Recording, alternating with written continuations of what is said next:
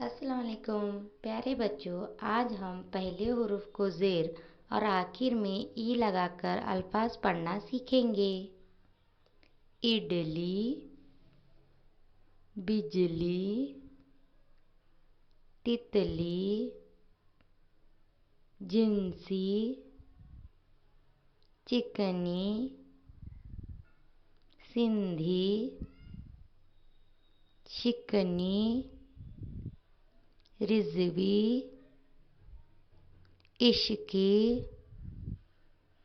तितरी, फिल्मी, किस्मी, कितनी, गिनती,